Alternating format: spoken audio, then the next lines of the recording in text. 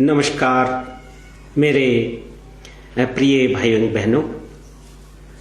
कुछ दिनों से कुछ मेरे प्रेमी बाबा प्रेमी भाई लोग मुझे बार बार इस पे जोर दे रहे हैं कि आचार्य जी, आप गुरुदेव श्री श्री आनंद मूर्ति जी के बताए हुए जो षोडश विधि है उस पर कुछ बताएं। ऐसे बाबा ने तो हर चीज लिख के दिए हैं, फिर भी जहां तक 16 पॉइंट की बात है वो जन जन तक पहुंचना भी चाहिए। इसलिए आज मैं 16 पॉइंट के बारे में बताना चाहूंगा। जानते हैं, इस दुनिया की सबसे बड़ी आश्चर्य क्या है? ये एक बार पूछा गया था किससे?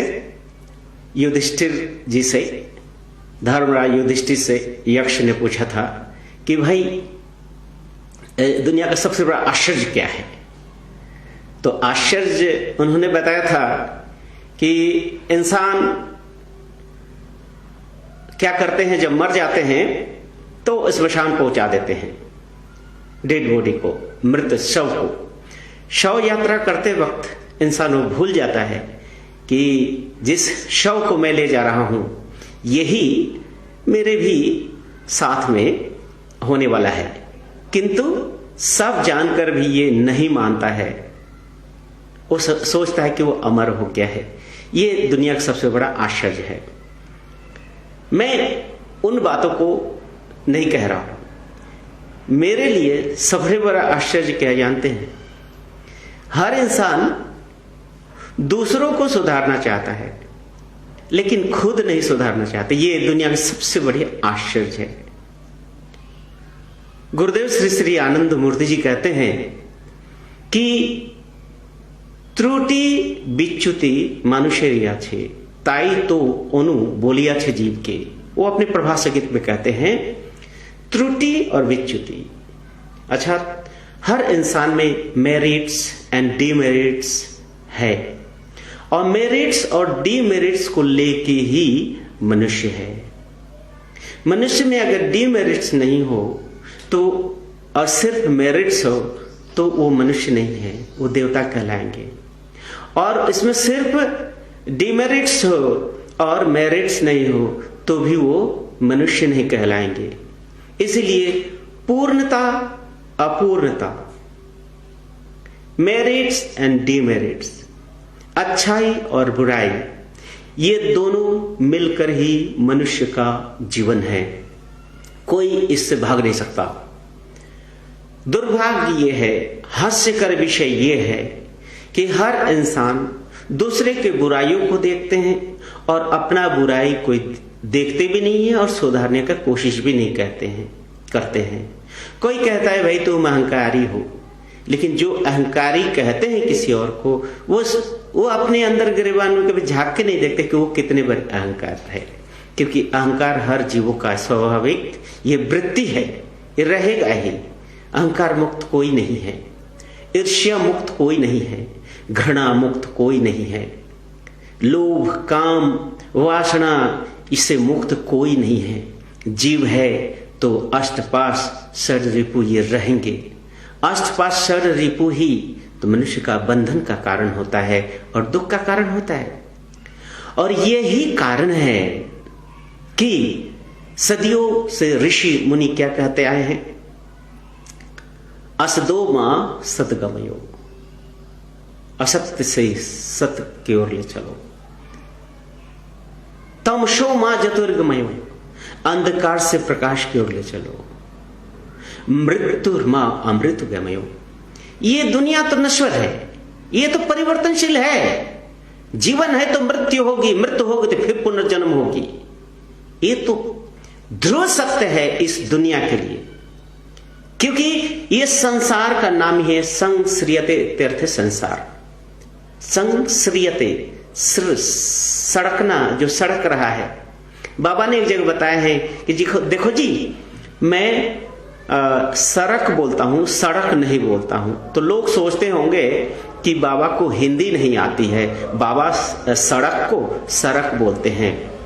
तो बाबा ने ग्रामेटिकली बताया कि सड़क सही शब्द नहीं है, सड़क है, सरकता है, जो स्लाइड करता है, स्लाइड करना उसको बोलते हैं सरकना, मतलब जो चल रहा है, जो रुकता नहीं है, इसलिए बोला जाता है सड़क। संसरियते तीर्थ, जो परिवर्तनशील है, चलायमान है, कभी रुकती ही नहीं है। जहां पर आज मैं बैठा हूं, हजारों साल पे यहां क्या था कौन जानता है। जहां पर आप बैठे हो वहां पर पेड़ पौधे थे कि जंगल थे कि पहाड़ थे, कौन जानता है।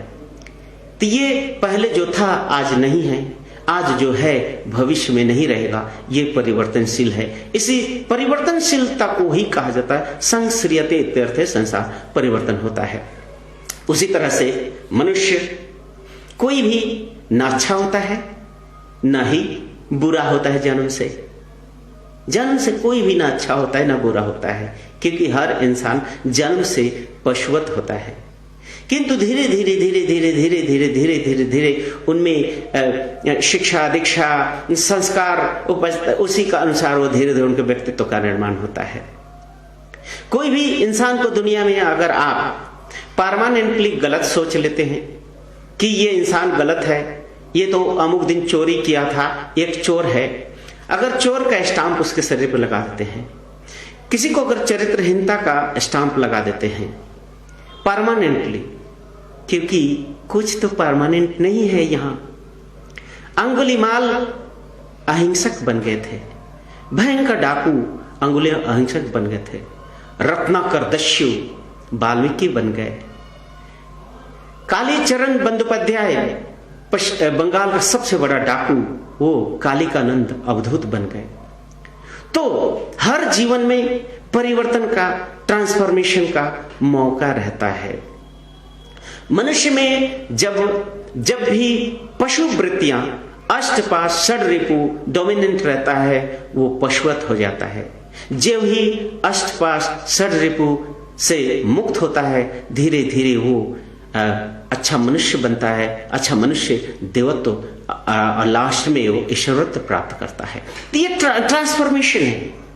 बाबा आनंद मूर्ति जी कहते हैं कि देखो जी, कोई इंसान में अगर 99% अगर गलती है, अगर 1% भी अच्छाई है, तुम उस 1% का प्रशंसा करो, उसको बढ़ाओ। उस प्रशंसा से वो व्यक्ति देखोगे फिर धीरे धीरे, अरे मेरे पास तो एक अच्छा गुण है, उस अच्छा गुण के कारण वो व्यक्ति फिर अच्छा बनने का कोशिश करता है। अच्छा बनते बनते वो फिर अच्छा बन जाता है। लेकिन हमारे समाज की एक त्रुटि है, सामाजिक मनोविज्ञान की त्रुटि है, लोगों की त्रुटि है कि किसी में अगर छोटी सी गलती है उसको और बढ़ा चढ़ाकर, एक छोटा अगर क्राइम करता है तो उसको बहुत बड़ा डाकू बना देता है हमारा समाज। उसको चोर चोर, डाकू डाकू, चरित्रहीन, नीच नीच कहते उसको नीच बना देता है। किंतु ये तो मनुष्य का क्वालिटी नहीं है, ये मनुष्य का गुण नहीं है। किसी के घाव में उंगली घुसेड़ के उस घाव को बड़ा मत करो, कोशिश करो कि उस घाव में मलहम लगा घाव भर जाए, उसका पीड़ा नष्ट हो जाए। जन्म से कोई भी इंसान बुरा नहीं होता है। नथिंग इज गुड और bad in this world, thinking makes it so. कोई चीज अच्छा बुरा नहीं होता है, सोच आदमी को बदल डालता है। तो देखेंगे कि समाज में बहुत सारे ऐसे गुरु भी आए हैं, तथाकथित गुरु कहेंगे, जो समाज में भेदभाव का बीज बो के गया है। समाज में ऐसी व्यवस्था करके गए हैं जो हजारों हजारों साल तक नर नारियां, मानव जाति शोषित हो रहे हैं उनके बनाए हुए उस व्यवस्था के कारण। किंतु याद रखेंगे, जब भी सदगुरु इस धरती पे आते हैं, तारक ब्रह्म आते हैं, वो 2, 4, 5 हजार शिष्य बनाने के लिए नहीं आते हैं। वो गुरुगिरी दिखाने के लिए यहां पर नहीं आते हैं। उनका आना एक विशेष कर्तव्य होता है, एक संकल्प होता है। जो संकल्प इस चराचर जगत में सिर्फ वो मनुष्य के लिए नहीं आते हैं, कोई अगर सोचते हैं कि तारक ब्रह्म का आगमन सिर्फ मनुष्य के लिए आते हैं, वो भूल है। क्योंकि इस सृष्टि जगत में सिर्फ मनुष्य ही पीड़ित नहीं है, पशु पक्षी भी पीड़ित है। उन्हें भी सताया जाता है, उन्हें भी ध्वंस किया जाता है, पहाड़ पर्वत को बर्बाद किया जाता है, पर्यावरण को बर्बाद किया जाता है, हो रहा है, अभी भी हुआ है, हो रहा है, भयंकर परिस्थितियां बन रही है। तो जब इस जगत के हर स्थिति में, हर अवस्था में जब विकृतियां आती हैं, डिस्टोर्शन आती है, समाज जब डिरेलमेंट की अवस्था में चल जाती है, व्यक्तिगत जीवन में चरित्र नीचे गिर जाता है, सोच गिर जाता है, मानसिक जो आभोग है, भोग के वस्तु के ओर भागता है, सूक्ष्मता की ओर नहीं, आध्यात्मिक की ओर नहीं, जब मनुष्य पशु से भी बदतर जिंदगी जीने लगते हैं, उस समय जो सतजन होते हैं, सज्जन होते हैं, त्राहिमाम करते हैं, वैसी समय पे तारक ब्रह्म को आना पड़ता है, महासंभूति को आना पड़ता है, महाकौल को आना पड़ता है। और वो आके 2-4-5 नियम कानून नहीं बनाते हैं और 2-4 शिष्य नहीं बनाते हैं, वो पूरे व्यवस्था को ही पलट देते हैं, पूरे एक नई व्यवस्था देते हैं, जिससे कि हजारों साल तक मनुष्य का समाज सुख शांति अमन चैन से जियो रहे। सदाशिव की जिंदगी के बारे में हमने कई बार बताया, गुरुदेव श्री श्री आनंदमूर्ति जी बताए कि एक विराट पुरुष जो आए थे, आर्य अनार्यों को लड़ाई को खत्म किए, मानव जाति घुमक कर जिंदगी जीते थे, पहाड़ों कंदराओं में जीते थे, विवाह नाम का कोई चीज नहीं था, चिकित्सा नाम का कोई चीज नहीं था। वैसी समय में विषम परिस्थिति में जब पहाड़ों गुफाओं में कंदराओं में रहते थे, मनुष्य को एक सही दिशा निर्देशन विवाह प्रदान उन्होंने किया। शरीर को ठीक करने के लिए आयुर्विज्ञान जिसको हम लोग जड़ी बूटी का विज्ञान मतलब वैदिक शास्त्र उन्होंने दिया। उन्होंने नृत्य वाद्य गीत दिया, तांडव नृत्य, उन्होंने ललित नृत्य दिए, सरगम पदानिश, ये सारे चीज दिए। अर्थात मनुष्य को जीने के लिए जो चीज जरूरत पड़ी उन्होंने दिया, पूरे समाज को एक नया डायरेक्शन दिया, हर तरह के कुरीतियों से मुक्त होकर उन्होंने मुक्त करके समाज को एक नया डायरेक्शन देके मानव जाति संपूर्ण सबको लेकर एक साथ चले। उस जगह श्री कृष्ण आए, उन्होंने भी एक व्यवस्था दी, जो व्यवस्था नर बलि मानव बलि को बढ़ावा दे रहा था, उस व्यवस्था को खत्म किए, शोषकों के हाथ से राजतंत्र को निकाल के धर्म और अच्छे लोगों के हाथ में दिए, एक सुंदर व्यवस्था दी।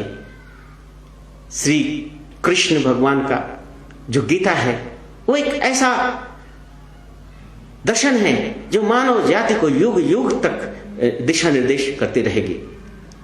उन्होंने क्या नहीं दिया, हर चीज उन्होंने दिया। ठीक उसी प्रकार जिस तरह से सदाशिव ने दिए, जिस तरह से श्री कृष्ण ने दिए, वैसे ही एक संपूर्ण एक ट्रांसफॉर्मेशन के लिए एक नया विधि विधान जगत गुरु श्री श्री आनंद मूर्ति जी देते हैं।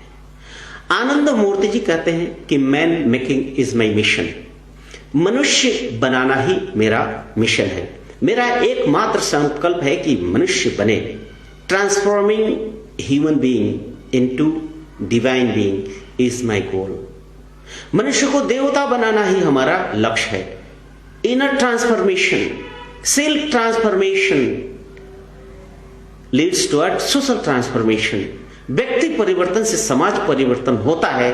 इसी के लिए आनंद मूर्ति जी ने एक सुंदर व्यवस्था दी, इतना सुंदर मेथोडोलॉजी दिए जिसको पालन करने से मनुष्य शरीर से वो स्वस्थ रहेंगे, भौतिक जगत में समृद्धि आएगी, मानव जगत में बौद्धिक क्षेत्र में बुद्धि का विकास होगा, मानसिक विस्तार होगा और आत्मिक जगत में परम प्राप्ति होगी, मोक्ष की प्राप्ति होगी। सुंदर नियम कानून, ये जितने भी नियम श्रृंखला उन्होंने दिए हैं उस सबको 16 बिंदुओं में, 16 विधि में उन्होंने पिरो दिए हैं। मात्र 16 बिंदु, इस 16 पॉइंट्स 16 बिंदु को अगर हर इंसान फॉलो करते हैं तो मनुष्य वो शरीर तो स्वस्थ रहेंगे ही, साथ साथ वो हर बहुत मानसिक और आध्यात्मिक त्रिस्तरीय उनमें प्रगति होगी, उनमें विकास होगी। जगत गुरु श्री श्री आनंद मूर्ति जी का कहना है, be firm on 16 point, unite all the righteous force, all the tall talks of evil force will keep silent. तुम लोग षोडश विधि में प्रतिष्ठित हो, 16 बिंदुओं में तुम लोग प्रतिष्ठित हो, उसको पालन करो अपने जीवन में।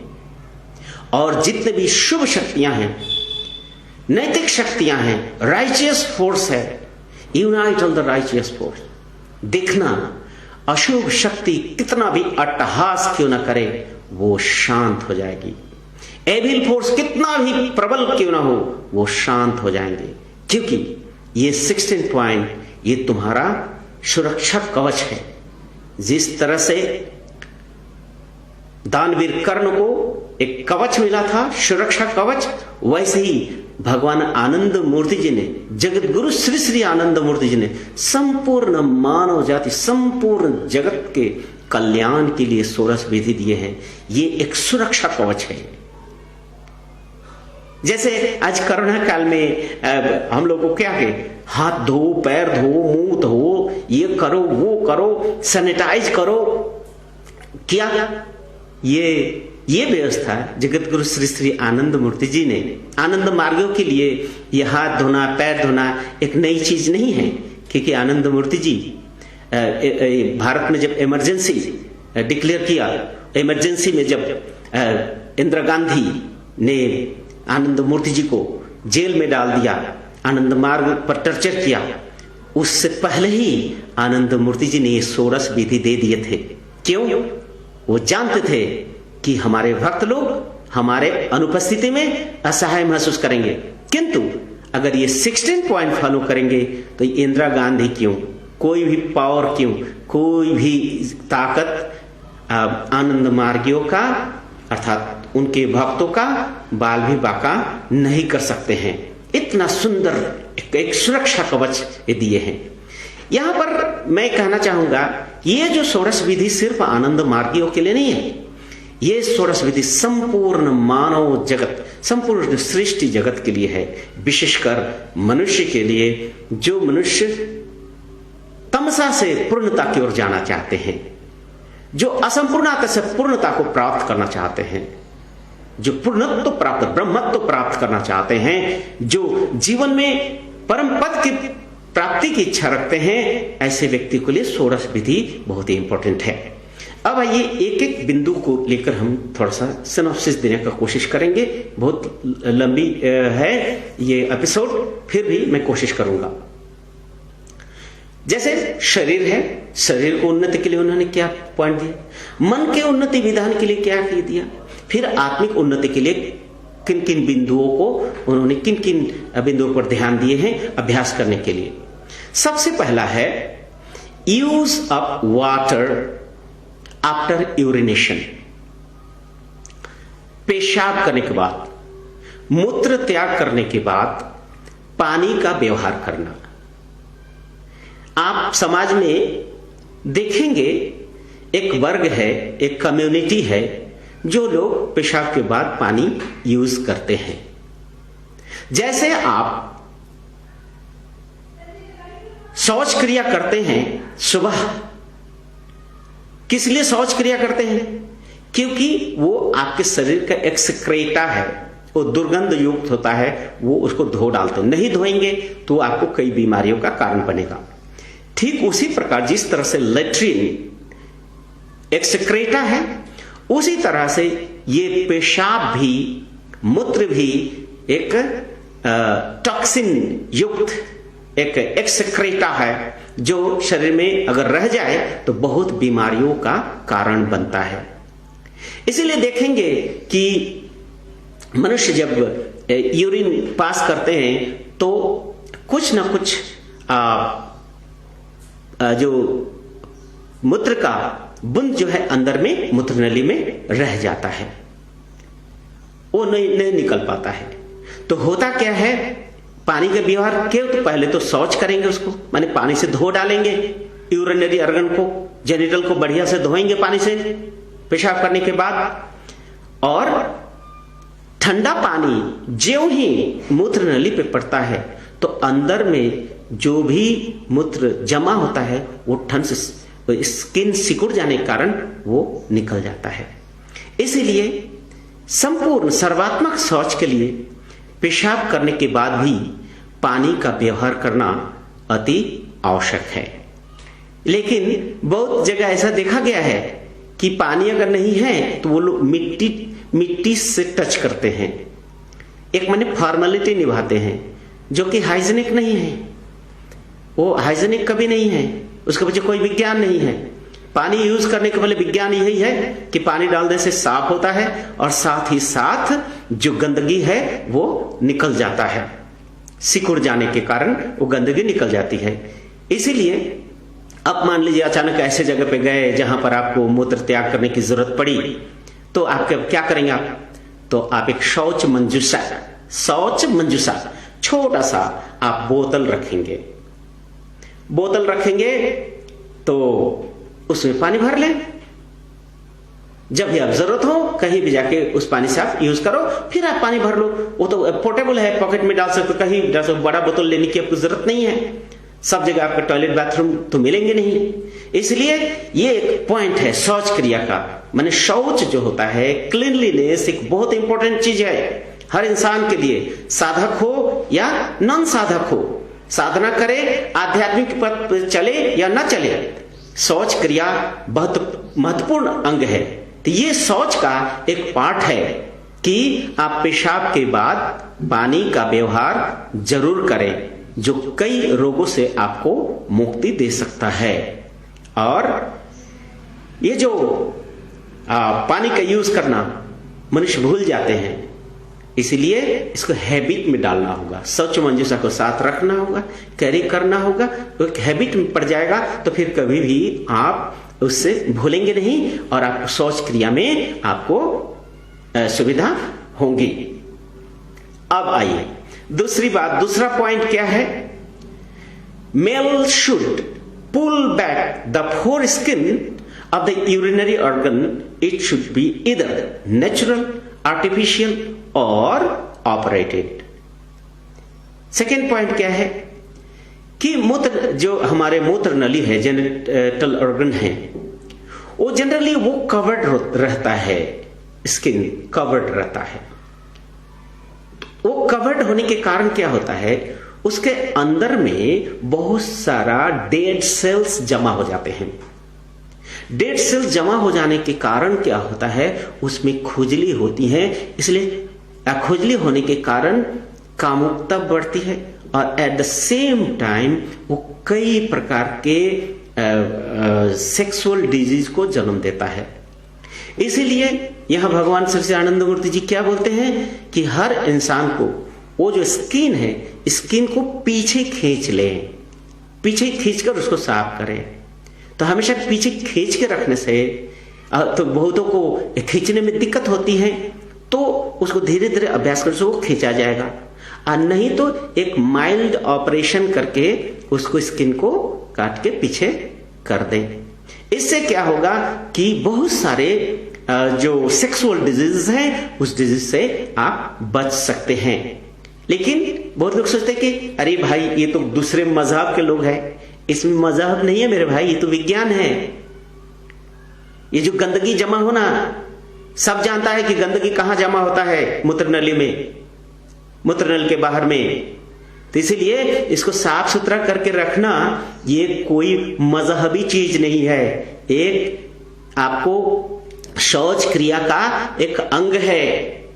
क्लीनलीनेस जिसको बोलते हैं शौच, ये बहुत ही जरूरी होता है। इसलिए इंसान को किसी तरह से या तो नेचुरली आप उसको खींच लो, हाँ, और नेचुरल है तो कोई बात नहीं है, नहीं तो आप आर्टिफिशियल उसको खींच लो, नहीं तो ऑपरेट कर लो, तो इस चमड़े हट जाएंगे और उसको साफ करने में आपको सुविधा मिलेगी। बहुत सारे सेक्सुअल डिजीज से आप बचेंगे। तीसरा पॉइंट क्या है? तीसरा पॉइंट ये है, hair of the joints, armpits, pubic area should not be removed. It should be soaped, oiled and combed daily. PV career का मतलब क्या होता है? पीवी करियर का मतलब होता है पंचकेश, तो आप जानते ही होंगे। पंचकेश का मतलब होता है ये हेयर, ये दाढ़ी, एक कांख और जेनिटल ऑर्गन के पास जो केस होते हैं। ये जो आर्म पिट, ये प्यूबिक एरिया का जो केस है, इसको कभी भी नहीं काटना चाहिए। क्यों? कारण क्या है? आप देखेंगे ये माथे में हमारा बाल है। क्यों है जरा बताएं? क्योंकि ये जो हमारा शरीर है, इस शरीर में जो सबसे जो कंट्रोलिंग पॉइंट है वो है हमारा ब्रेन, और ब्रेन सबसे ज्यादा फंक्शनल है, सबसे ज्यादा एक्टिविटीज ब्रेन है, ब्रेन से सब एक्टिविटीज होती हैं। और जब भी कहीं एक्टिविटीज होंगी तो क्या होगा, उसमें हीट ऊर्जा पैदा होता है, और हीट ऊर्जा को कंट्रोल कौन करता है? तो हेयर जो होता है, जो हीट का, विद्युत का कुचालक होता है। इसलिए यहां पर हेयर से ढक जाता है। हेयर से ढक जाने के कारण जो है बाहर की हीट और अंदर की हीट दोनों को वो नियंत्रण करता है। इसलिए हेयर को रखना चाहिए, हमेशा क्लीन करना नहीं चाहिए। दाढ़ी भी ऐसे, ये जो माउथ है हमेशा फंक्शनल है, हमेशा बात करते हैं, यहां भी हीट ऊर्जा पैदा होता है। इसको भी कंट्रोल करने के लिए आपको ये दाढ़ी है। चलते हैं आर्मपिट्स में, यहां भी आपको गर्मी पैदा होती है, उसको नियंत्रण करने के लिए चलते हैं तो जॉइंट में, वहां जॉइंट हेयर जो है उसको नियंत्रण करता है। इसलिए कभी भी ये जो केश है प्यूबिक एरिया का, आर्मपिट का, इसको कभी भी नहीं काटना चाहिए। हाँ, साफ सुथरा जरूर रखना होगा। रेगुलर साबुन का यूज करना, रेगुलर ऑयल का यूज करना, नारियल तेल, ऑलिव ऑयल, जो भी तेल आप यूज करते हो वो ऑयल जरूर करें, और कंघी जरूर यूज करें। जितना भी हेयर है कंघी जरूर करें। उससे क्या होगा, हमसे नीट एंड क्लीन रहेगा, कभी भी बदबू नहीं आएगी, गंद नहीं मारेगा, आपको चलने फिरने में दिक्कत नहीं होगी, और आपके जो शरीर का तापमात्रा बढ़ेगा। और पुरुष के लिए दाढ़ी और बाल वो पौरुष को दर्शाता है, उसे पौरुष जगता है, साहस जगता है, पौरुषत्व जगता है, शौर्य जगता है। इसलिए दाढ़ी बाल बहुत ही इंपॉर्टेंट है। ये क्लीन शेव बहुत पुराना नहीं है, ये फर्स्ट वर्ल्ड वॉर के समय में ही मनुष्य क्लीन शेव शुरू किया है, इससे पहले नहीं। आर्मी लोग नहाते धोते नहीं थे युद्ध के समय में, तो वो लोग धीरे धीरे शुरू किया। उससे पहले ये पूरे विश्व में जितने भी पुरुष थे वो कभी भी वो क्लीन शेव लोग नहीं करते थे, सब दाढ़ी बाल रखते थे। सब गांव में हो, देहात में हो, शहरों में हो, यूरोप हो, अमेरिका में हो, सब जगह लोग दाढ़ी बाल रखते थे। और नेटन की एक व्यवस्था, नेचुरल व्यवस्था है, इस नेचुरल व्यवस्था को खत्म नहीं करना चाहिए। इसमें कोई विकृति और इसमें कुरूप नहीं दिखता है। एक मानसिक सोच है कि दाढ़ी बाल रखने से मनुष्य भयंकर लगेंगे या देखने में बुरे लगेंगे, ऐसा कुछ नहीं है। अगर इसको सजो के रखे, आप एक कम्युनिटी को देखिए पंजाब, वो लोग भी अपने पंचकेश को नहीं करते, और देखेंगे कितने साहसी, कितना वीर पैदा किया है, वो वीर साहसी पैदा करना। इसलिए दाढ़ी बाल मुड़वा के अपना पौरुष को खत्म नहीं करना चाहिए। किसी व्यक्ति को इसको रेगुलर ऑयल करे, कम करे, धो के ऑयल कम करे, तो आपको ये एक शौच क्रिया का ये भी एक अंग है। और फोर्थ नंबर है जो सबसे महत्वपूर्ण चीज है, मेल शुड वेयर लंगोटा as per prescribe system, it should be washed daily. जितने भी पुरुष हैं, मेल है, उनको रेगुलर लंगोट यूज करना चाहिए। लंगोट यूज करने से स्मार्टनेस तो रहता ही है, और ये जो वासनात्मक जो चिंता है इसको कम करता है, साथ ही साथ मनुष्य को आत्म नियंत्रण सिखाता है, और साथ ही साथ कई बीमारियों, हाइड्रोसिल जैसे बीमारियों से ये बचाता है। इसलिए हर जेंट्स जितने भी मेल है सबको लंगोट यूज करना चाहिए। और ये बहुत ही साइंटिफिक है, आज से नहीं, ऋषि मुनियों से लेकर और हमारे प्राचीन युग में आज भी बहुत सारे गांव में आप देखेंगे जो लोग कुश्ती लड़ते हैं, रेसलिंग करते हैं, वो लंगोटी पहनते हैं जिसको कॉपिन बोलते हैं। इसलिए बहुत ही महत्वपूर्ण चीज है, बहुत सारे बीमारियों से आपको बचाएगा। ज्यादातर लोग सेक्सुअल डिजीज से परेशान हैं और ये लंगोट उन बीमारियों से सुरक्षा देता है, बचाता है। लंगोट से पौरुष ये जागृत होता है। इसलिए हर मनुष्य को ये पहनना अति आवश्यक है। और 12 साल प्राप्त होते ही हर युवा को लंगोट पहनना चाहिए। और आजकल फैशन हो गया है कि अंडरवियर पहनना, ये करना, जो कि कतई हाइजीनिक नहीं है और हेल्दी नहीं है। और जो लंगोट पहनेंगे कम से कम 2 लंगोट तो जरूर रखेंगे, एक धोए और एक पहने, एक धोए, रेगुलर उसको वॉश करें। ऐसा नहीं कि एक ही लंगोट को 10 दिन पहन के रहे, तो बहुत सारी बीमारियों को जन्म देगा। इसलिए जो इनर गारमेंट्स होता है, जो क्लोथ्स होते हैं, उसको रेगुलर धोना चाहिए। तो ये भी male should wear langot as per prescribed system, it should be washed daily, इसलिए रेगुलर धोना चाहिए। 5वां नंबर, 5th पॉइंट क्या है कि व्यापक शौच। शौच का मतलब साफ सुथरा, क्लीनलीनेस, और क्लींज करना, साफ सुथरा रखना। तो शौच में देखिए कई प्रकार के शौच होते हैं, एक्सटर्नल शौच और इंटरनल शौच। तो अभी जो है हम एक्सटर्नल शौच के बारे में ही बताना चाहेंगे।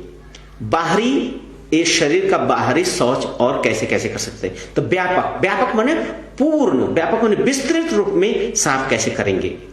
तो कहा जाता है कि व्यापक शौच कब कब करेंगे, as per prescribed system. Prescribed system क्या है भाई व्यापक शौच का? प्रिस्क्राइब्ड सिस्टम पहले ये है, व्यापक शौच सबसे पहले आप जेनिटल में पानी डालेंगे, नहाएंगे नहीं, जेनिटल में पानी डालेंगे। उसके बाद आप क्या करेंगे, जेनिटल के बाद ही आप अपने पैरों में पानी डालेंगे। हाथ यहां से, आर्मपिट यहां से पूरा धोएंगे पानी से, ठीक है।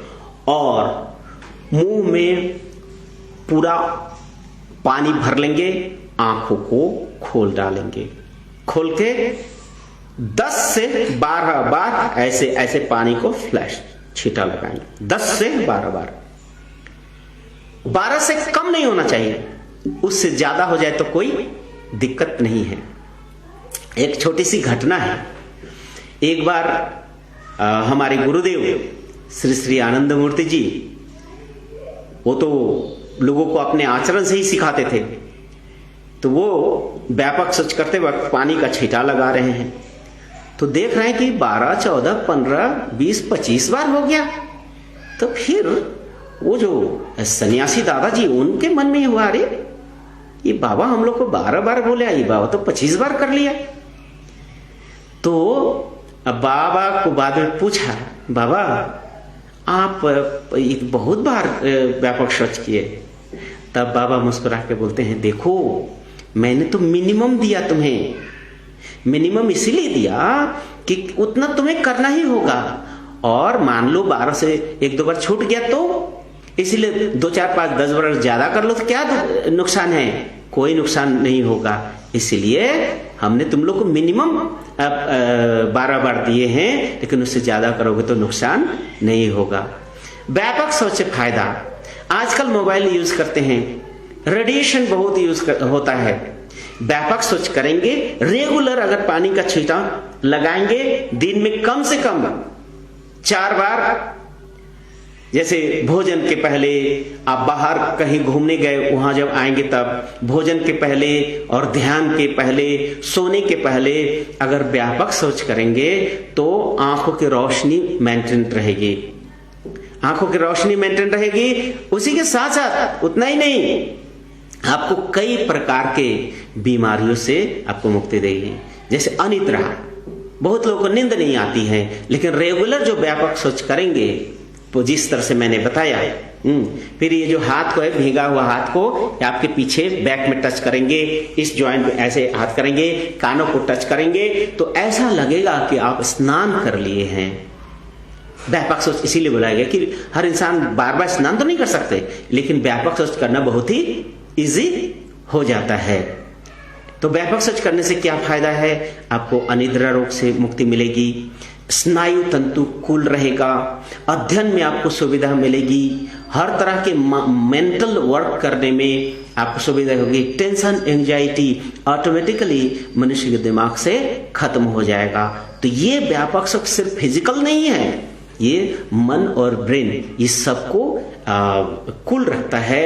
और इसीलिए मैं कहा था ना, ये जो व्यापक सोच की प्रक्रिया है ये बहुत पहले आनंद मूर्ति दे चुके हैं, जो कि आज कोरोना काल में हर इंसान करने के लिए बाध्य हो गए हैं, लोगों को करना पड़ रहा है व्यापक सोच।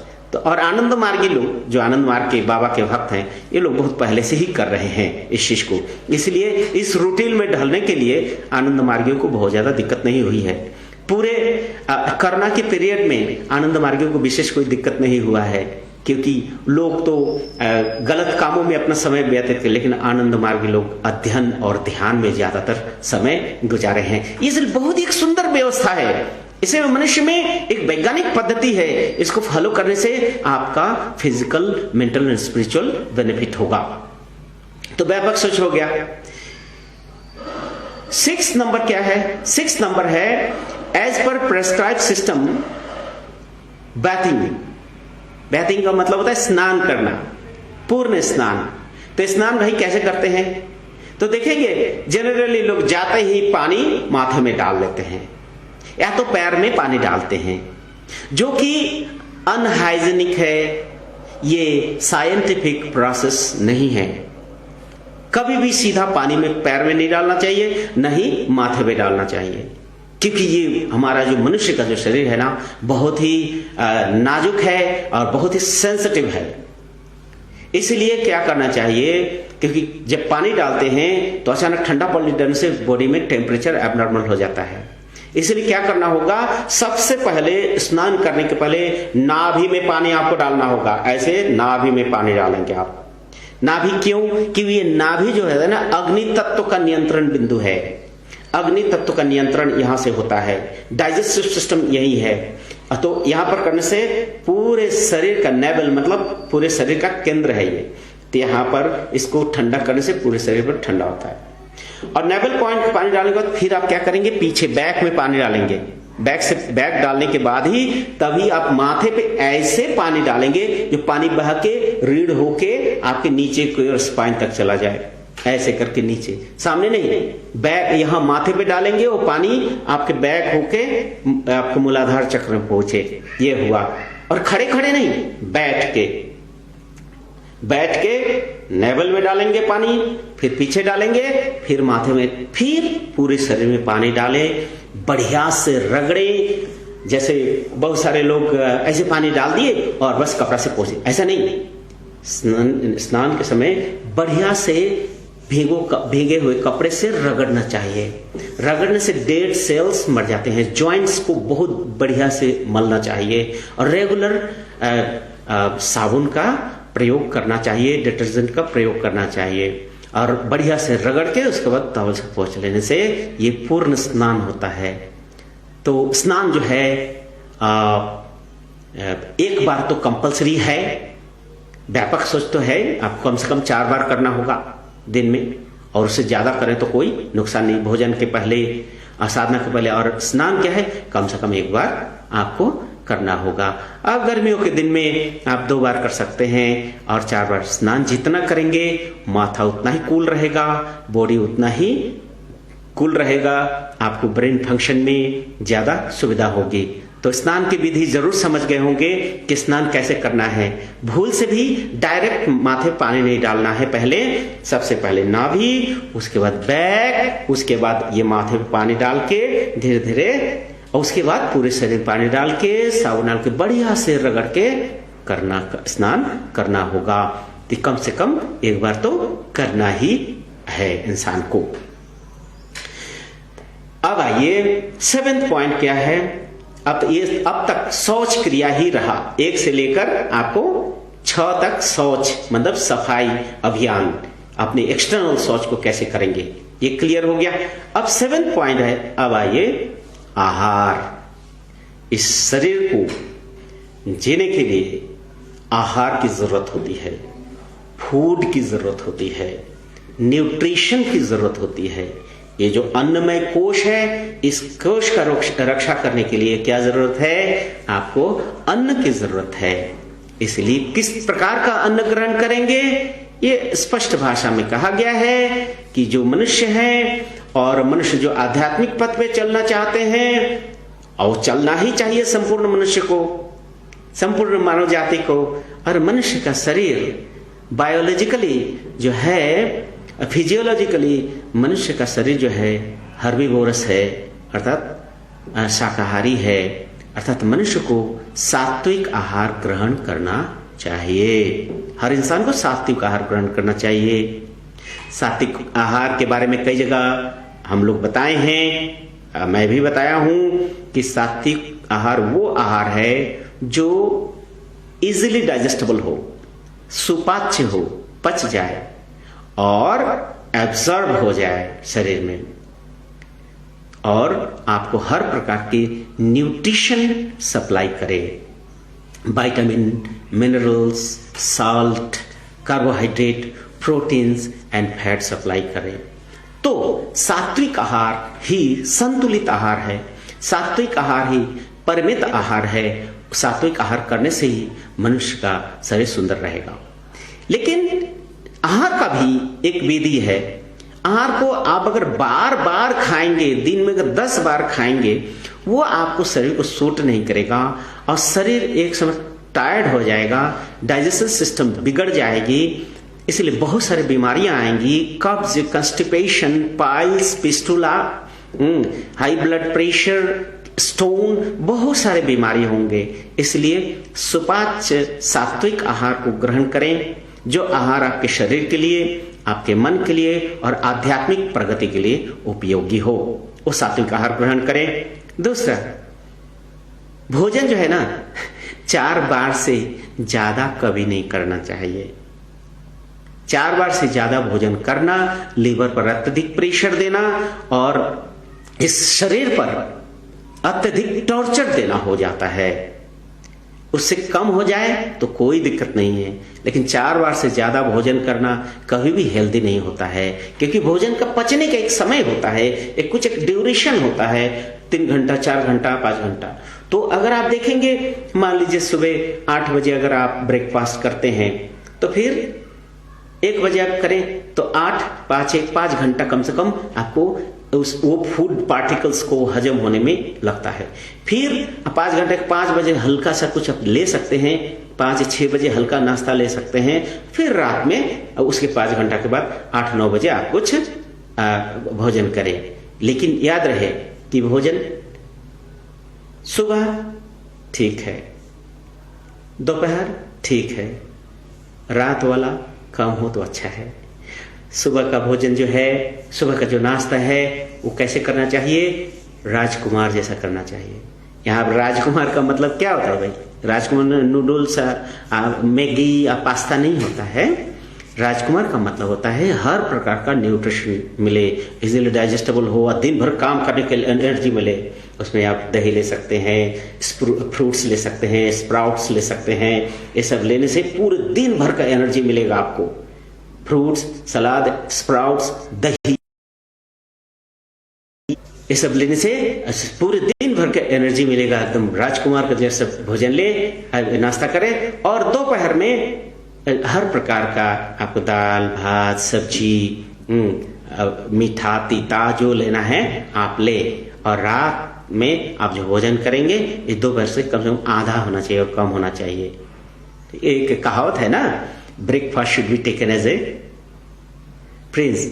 और जो है दोपहर का भोजन जो है lunch should be taken like a king and the dinner should be just like a beggar की तरह रूखा सूखा खा के। तो ये क्या होगा, अच्छी नींद भी आएंगी आपको और सुबह जो मोशन क्लियर हो जाएगा और आपको ब्रेन फंक्शन और हर तरह के कार्य क्षमता में बॉडी को मेंटेन करने में सुविधा होगी। इसलिए food should not be taken more than 4 time. और यहाँ पर जो साधक लोग के लिए है, सब लोग के लिए तो नहीं है, जो साधक होते हैं, स्पिरिचुअलिस्ट होते हैं, जनरली जो सन्यासी हैं, सन्यासियों को होटल और रेस्टोरेंट में कभी भोजन नहीं करना चाहिए। क्यों? होटल और रेस्टोरेंट का जो भोजन है कमर्शियल पर्पस से, बिजनेस प्रॉफिट पर्पस से लोग यूज करते हैं। इसलिए भोजन का जो बनाने वाला का जो भोजन जो है ना बहुत असर पड़ता है। आप जानते हैं इस धरती पे कोई भी शिशु, कोई भी बच्चा ये नहीं कहता है कि मेरी मम्मी जो है भोजन अच्छा नहीं बनाती या मेरे मम्मी का भोजन का अच्छा नहीं। हर शिशु को माँ का बनाया हुआ भोजन अच्छा लगता है। माँ कुछ भी अपने हाथ से खिला दे उनको बहुत ही अच्छा लगता है, क्योंकि माँ प्रेम की मूर्ति है, माँ स्नेह की मूर्ति है, माँ सब कुछ है, माँ शेल्टर है, माँ परमात्मा का ही दूसरा रूप है। और वो जब अपने शिशु के लिए कुछ बनाते हैं उसमें प्रेम भर देते हैं। हमेशा सोचते रहे मेरे बच्चे ये भोजन करेंगे तो अच्छा रहेगा, बुद्धि बढ़ेगा, शरीर बढ़ेगा। इसलिए माँ का जो प्यार है वो होटल और रेस्टोरेंट में नहीं होता है। अपने हाथ से बनाया हुआ भोजन में भी आपको वो रुचि रहेगा, वो हेल्दी होता है। इसलिए होटल रेस्टोरेंट का भोजन खा के लोग बीमार ही पड़ते हैं। आजकल होटल रेस्टोरेंट का भोजन करना एक फैशन सा बन गया है, जो कि अच्छी बात नहीं है। इनके सब इमरजेंसी आपको बनाने का मौका नहीं तो कभी कभार खा लिए, लेकिन जो साधक लोग होते हैं भोजन का उस पर बहुत ज्यादा असर पड़ता है। तामसिक व्यक्तियों के भोजन नहीं ग्रहण करना चाहिए। जो लोग सूदखोर है, घूसखोर है, उन लोग के यहाँ भी भोजन नहीं करना चाहिए। कुशीजीवी श्राद्धान्न नहीं करना चाहिए मनुष्य को, कभी भी नहीं। उसका असर बहुत बुरा पड़ता है। श्राद्ध का अन्न कभी नहीं खाना चाहिए, क्योंकि श्राद्ध अन्न दुखियारों का अन्न होता है, उसका असर बहुत ही पड़ता है, बुरा पड़ता है। इसलिए मेरे प्यारे भाइयों बहनों, भोजन का जो सिलेक्शन है वो बहुत ही सोच समझ के आप करें, और कहाँ करेंगे वो आपको सोचना होगा। Not taking food while seeing other taking non. Even जो लोग नॉन वेजिटेरियन फूड खा रहा है, मीट मछली खा रहा है, उसको देख देख के अगर आप सात्विक आहार भी करेंगे ना, उसका असर भी आपको तामसिक हो जाएगा। बहुत लोगों को हम देखे हैं सात्विक आहार करते हैं, तो भाई ये क्या है? तो ये वेजिटेरियन एग है। ये क्या है? ये वेजिटेरियन फिश बनाए हैं। ये क्या है? ये वेजिटेरियन मीट बनाए हैं। अरे भाई, वेजिटेरियन ना एग होता है, ना फिश होता है, ना मीट होता है। आप अपना वेजिटेरियन को नॉनवेज के साथ क्यों तुलना करते हो कि ये मछली जैसा है, ये मांस जैसा है? ऐसा करके तो आप मांस ही खा रहे हो, क्योंकि मनुष्य का हर कर्म मन करता है। मन में ही अगर पहले खाने के पहले मांस मदिरा का आपने भाव ले लिया, अंडे मछली का, तो फिर आपका सात्विक आहार कहाँ रहा? इसलिए भोजन के पहले यह ना सोचें कि ये मछली जैसा है या अंडा जैसा है या मांस जैसा है। इस तरह का सोच ही गलत फूड हैबिट्स को बढ़ावा देता है। इसलिए कभी नहीं सोचना चाहिए, क्योंकि सात्विक आहार से कोई भी उत्तम आहार हो ही नहीं सकता है। और तामसिक आहार वो उन्नत मनुष्य का आहार नहीं है, प्रगतिशील मनुष्य का आहार तामसिक आहार नहीं है। नॉन वेजिटेरियन प्रगतिशील मनुष्य का आहार नहीं है। इसलिए कोशिश करें सात्विक आहार करें, सुपाच्य आहार करें, तो ये शरीर आपको स्वस्थ रहेगा, बीमारियों से मुक्त रहेंगे। और 8वां पॉइंट क्या है? 8 पॉइंट है फास्टिंग।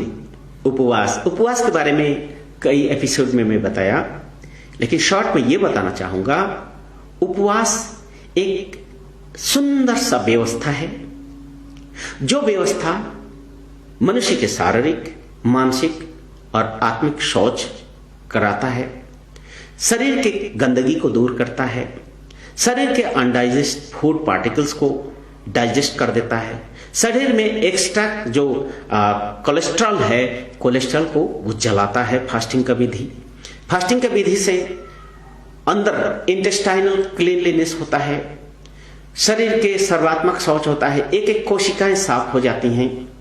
तो आनंद मार्ग के जो फास्टिंग व्यवस्था है बहुत ही वैज्ञानिक है, बहुत ही वैज्ञानिक पद्धति है।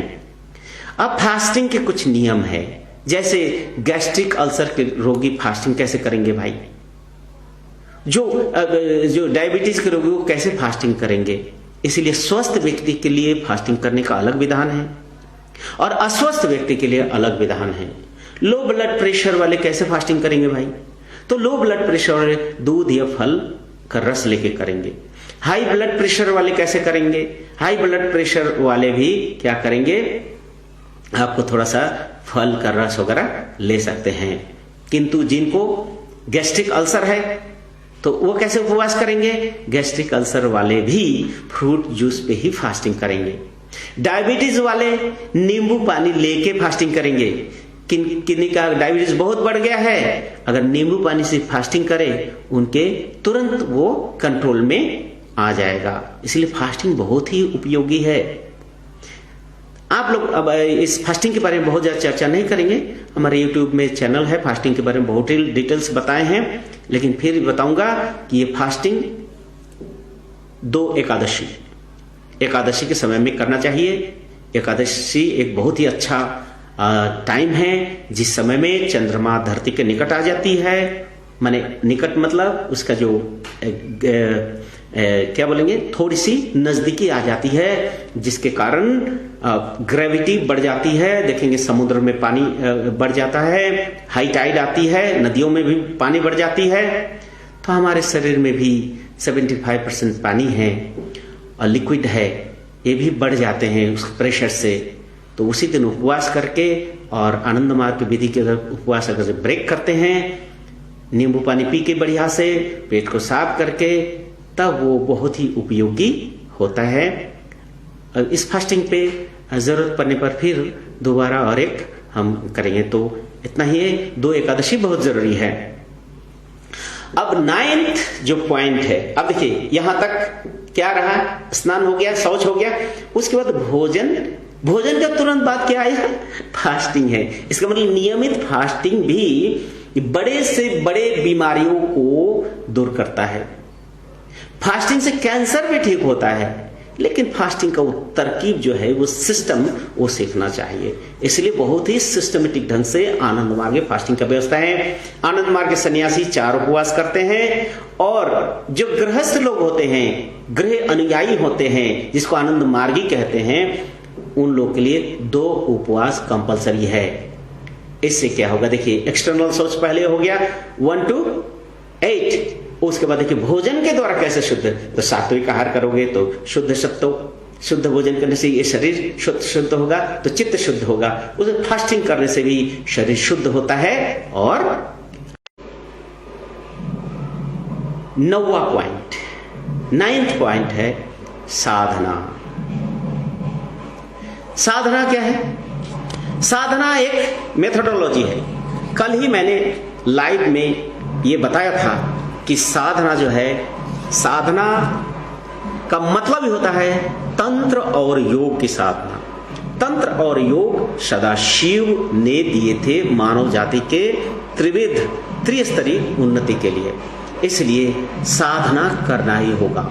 और मैं ये भी बताया कि जो राजाधिराज योग है, आनंद मार्ग का साधना है, उस साधना में तो क्या है, पहला मधु विद्या का प्रयोग। आप लोग जानते हैं मधु विद्या क्या है। मधु विद्या का सिर्फ भाव बता देते हैं कि ये जो संसार है, ये जो सृष्टि जगत है, ये सृष्टि जगत क्या है, ब्रह्म का ही अभिव्यक्ति है। ब्रह्म का देह ही क्रोडिफाइड प्रकृति के शक्ति के सतोगुण गुण रजगुण तमोगुण के प्रभाव के कारण ये हम जिसको परिदृश्यमान जगत है इसको देखते हैं।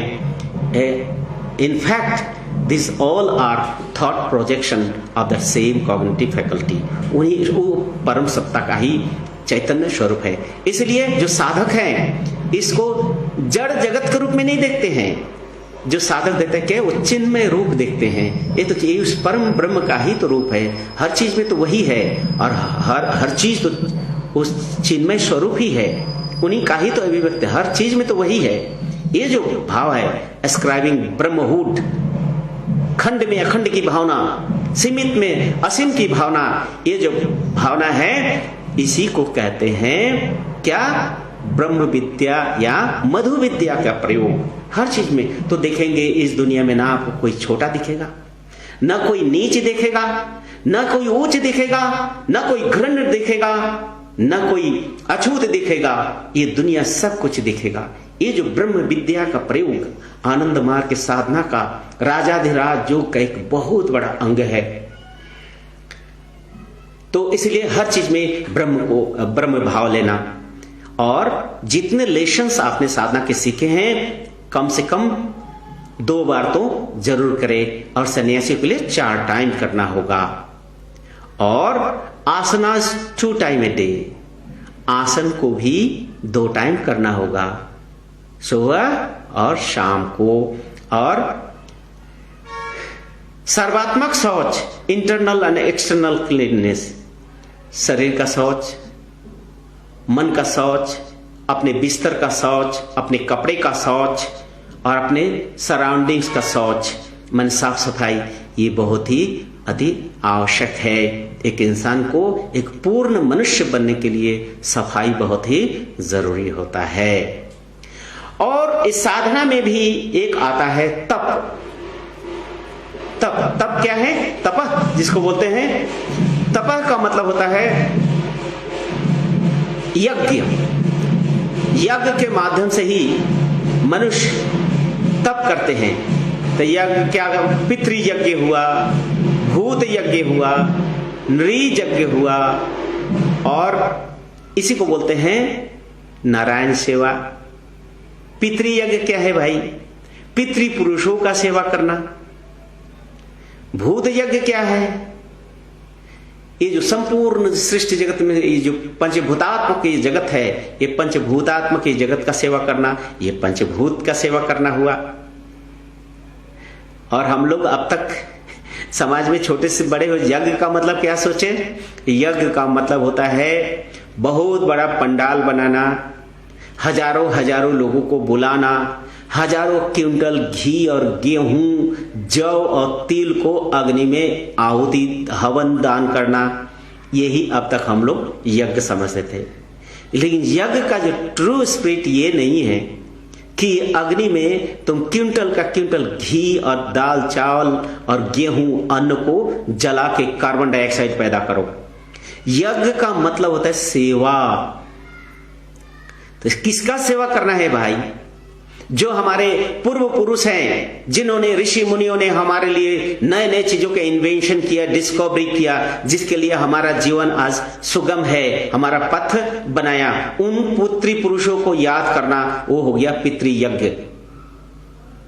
पितृयज्ञ का मतलब है ये जो पंचभूत है, क्या, चित्त जल पावक गगन सवेरा, इस 5 तत्व को सम्मान देना, क्योंकि इसके बिना हम जी नहीं सकते हैं। ये देह भी 5 तत्व का बना है। इस 5 तत्व को भी प्रणाम करना, नमन करना, क्योंकि यही हमारे लिए उचित है। इसको इग्नोर नहीं करना, इसको अपमानित नहीं करना, इसको पददलित नहीं करना है, क्योंकि यही हमारा सुरक्षा है, यही हमारा जीवन का आधार है। इसलिए इन सब भूतात्मक जगत को भूत यज्ञ करना। भूत यज्ञ में सिर्फ यही नहीं, आप जानते हैं, आप मनुष्य हैं, आपके पास बुद्धि है, आपके पास सुंदर सा घर है, आपके पास कमाने के लिए बुद्धि है, आपके पास खेत खलिहान है, आप कमाते हो, आप आराम से रूम में बैठ के खाते हो। आप जानते हो आप पर कितने जीव निर्भरशील है, आपके इर्द गिर्द में पर्यावरण में कितने चींटी, कीड़े मकोड़े, कुत्ते, बिल्ली आप पर निर्भर करता है, आप भूल जाते हो। इसलिए क्या करें, भूत यज्ञ का मतलब ही होता है कि आप भोजन के पहले कुछ अन्न को आप निकाल कर रख दो, एक मुट्ठी निकाल दो, कौवे के दे दो, बिल्ली को दे दो, चिड़ियों को दे दो। गर्मी के दिन आ रहे पशुओं के लिए, पक्षियों के लिए पानी का व्यवस्था करो, प्यासे पशु पक्षी के लिए पानी का व्यवस्था करो। ये हो गया भूत यज्ञ। पेड़ सूख रहे हैं, उस पेड़ में जाके पानी डाल दो, ये रेगुलर ड्यूटी होना चाहिए हर इंसान को। इसको बोलते हैं भूत यज्ञ। और नृयज्ञ का मतलब मनुष्य सेवा। मनुष्य को आप 4 प्रकार से सेवा कर सकते हैं। अपने शारीरिक बल से, उसको बोलते शूद्रोचित सेवा। साहस और शौर्य बल से क्षत्रियोचित सेवा। बुद्धि से बौद्धिक सेवा, लोगों को शिक्षा देना, लोगों को ज्ञान प्रदान करना, जो निपीड़ित मानवता को उत्थान करना, उसके मन में चेतना जगाना, ये सारे चीज क्या होते हैं? आपको बौद्धिक, आपको सेवा, इसको बोलते विप्रोचित सेवा। और जो और एक होता है वैश्योचित सेवा, अर्थदान के द्वारा, अन्न के द्वारा, वस्त्र के द्वारा गरीब दुखियों निपीड़ित मानवता का सेवा करना, ये हो गया आपको वैश्योचित सेवा। इसके माध्यम से यज्ञ, तो जो हजारों क्विंटल का घी और दूध आप यज्ञ में उड़ाते हो, वही अगर मेल न्यूट्रिशन